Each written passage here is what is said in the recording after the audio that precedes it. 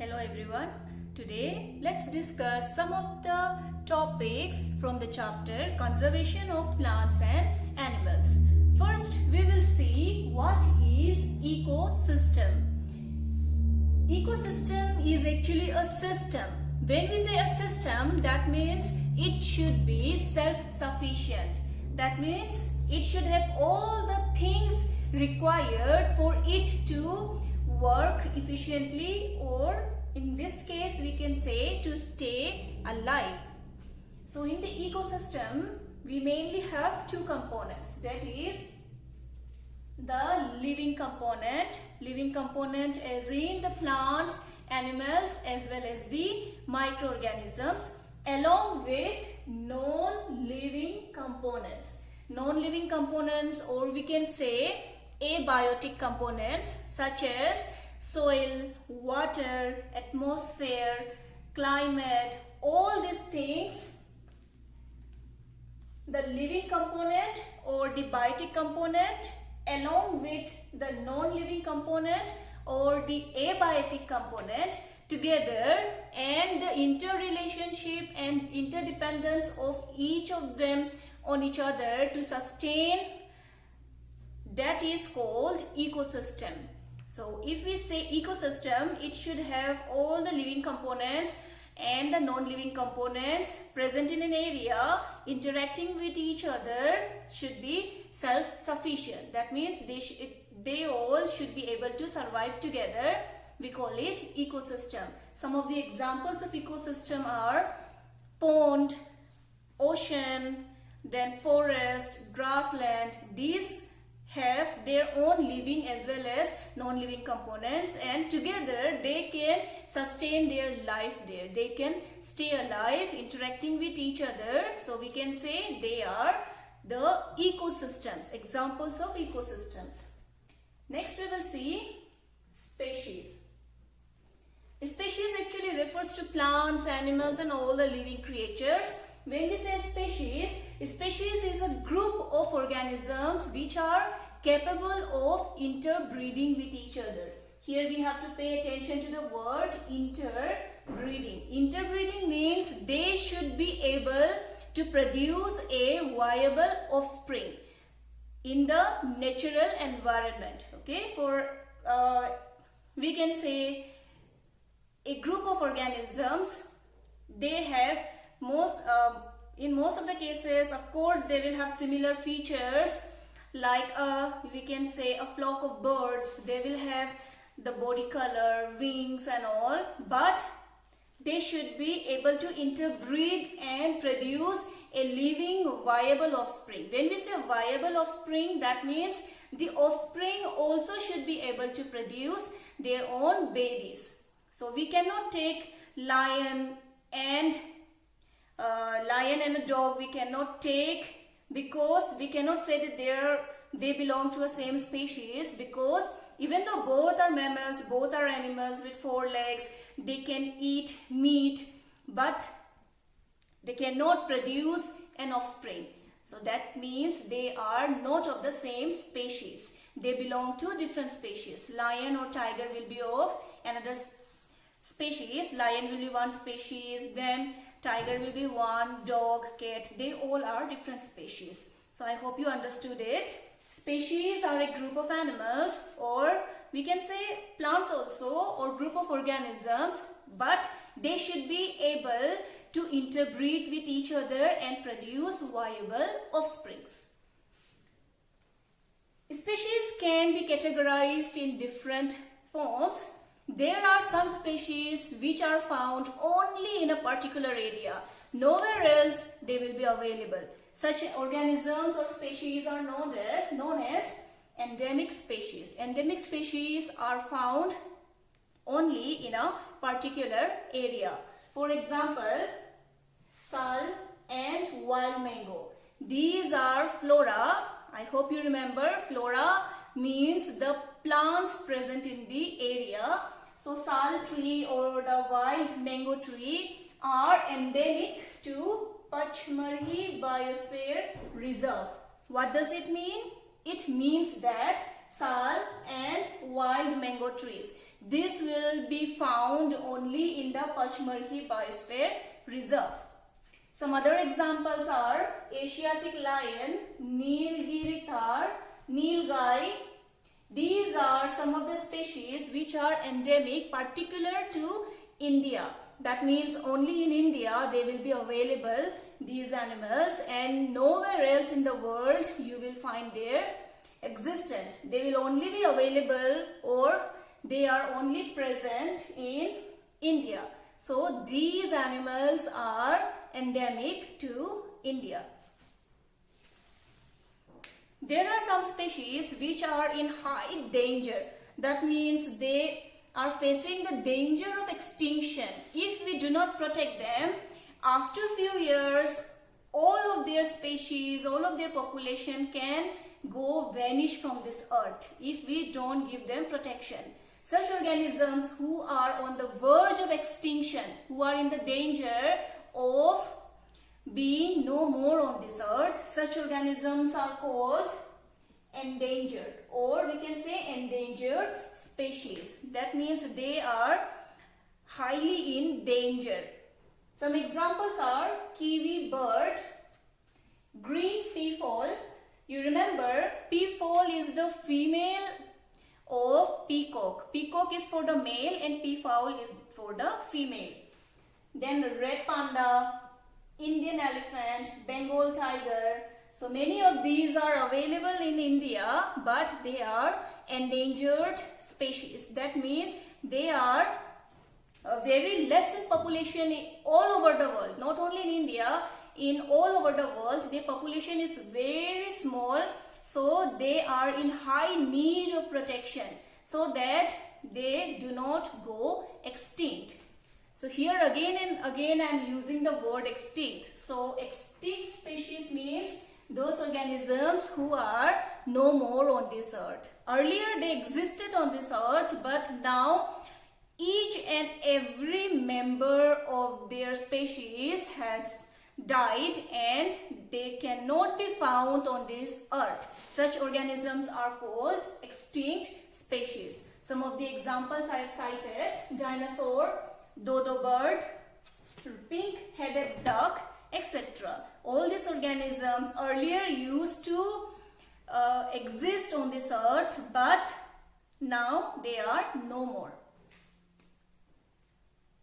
As we are discussing about the danger that some organisms are for the extinction, the government has taken some initiatives to protect them.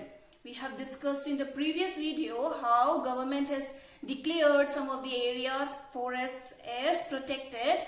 So another project launched by the government of India called Project Tiger, that was launched in April 1973, which was under the governance of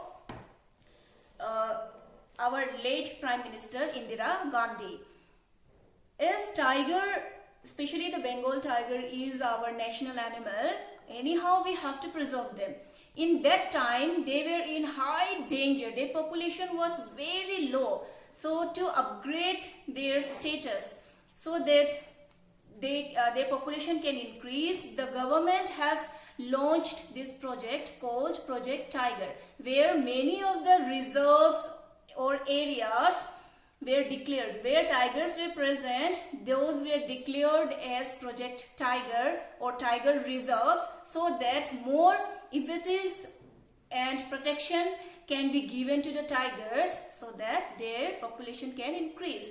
And I can say that this project was fairly successful and the population of tiger has far better now in comparison to that time.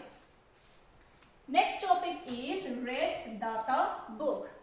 You see, when we show a red signal, or we can say whenever we see a red signal, what does it mean? The red most of the time signifies danger. So here Red Data book is a compilation of all the details about the organisms, plants, animals and all the other species present on this earth, on their status. all the microorganisms, we can say other species, then plants, animals, all those organisms who are in high danger, who have gone extinct, who are in critical danger, who are in no danger, that means their population is more than enough.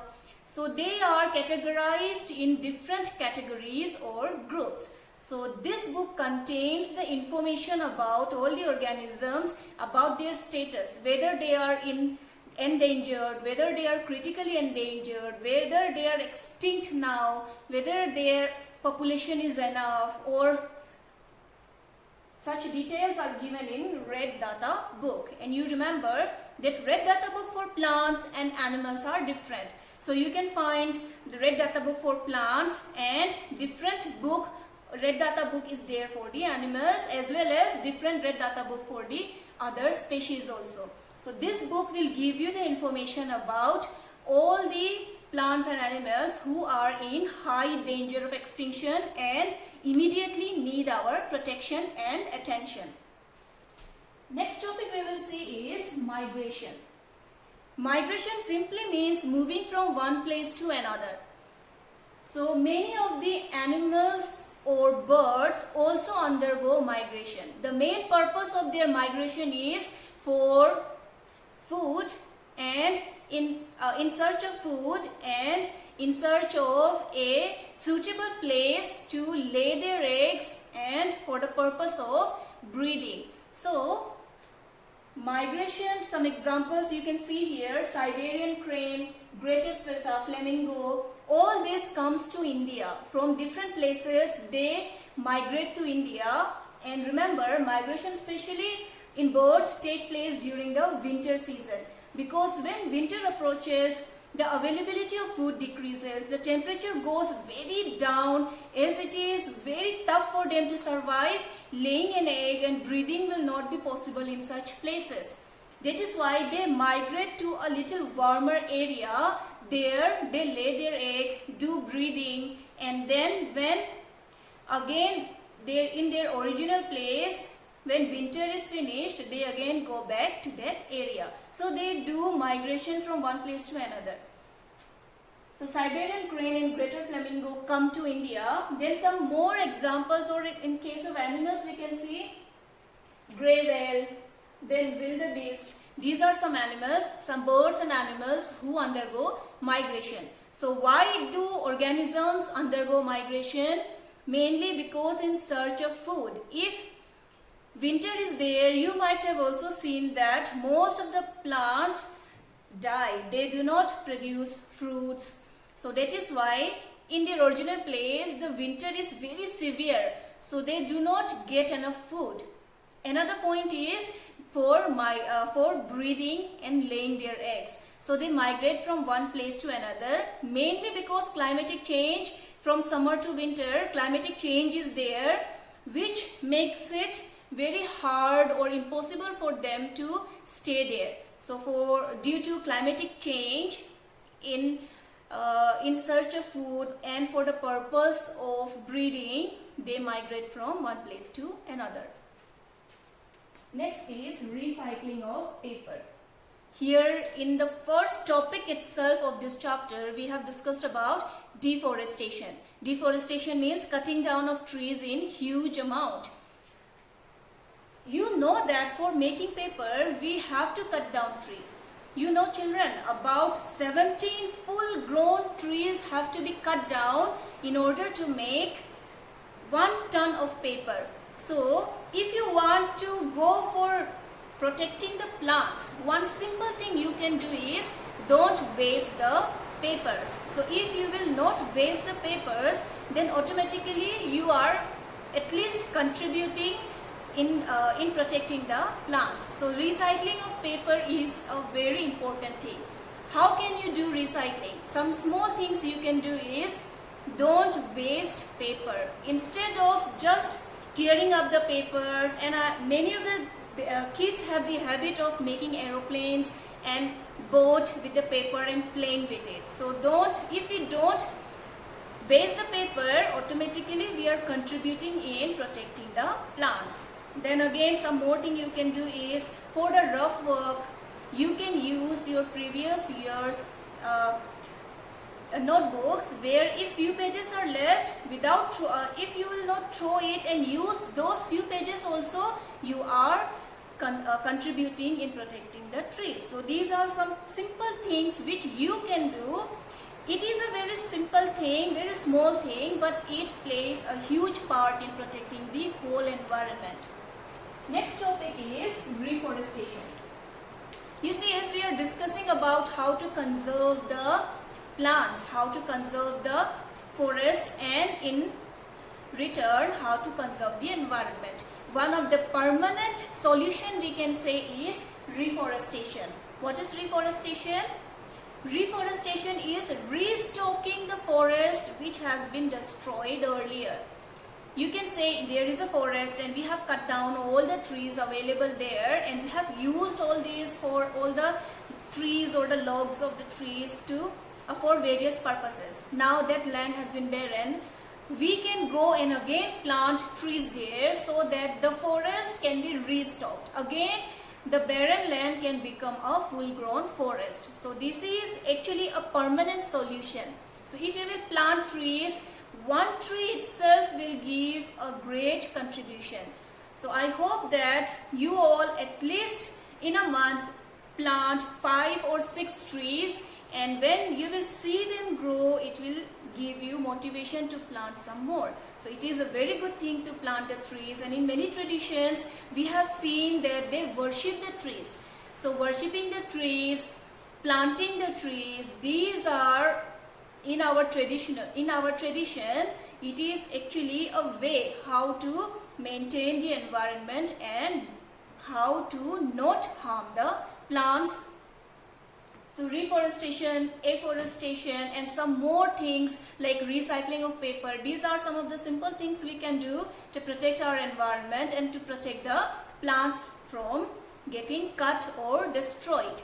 So I hope that you have understood this chapter. The main thing in this chapter is how we can conserve all the plants and animals, and of course we cannot say that all the development should stop, but we should find a way where development and the environment can go hand in hand.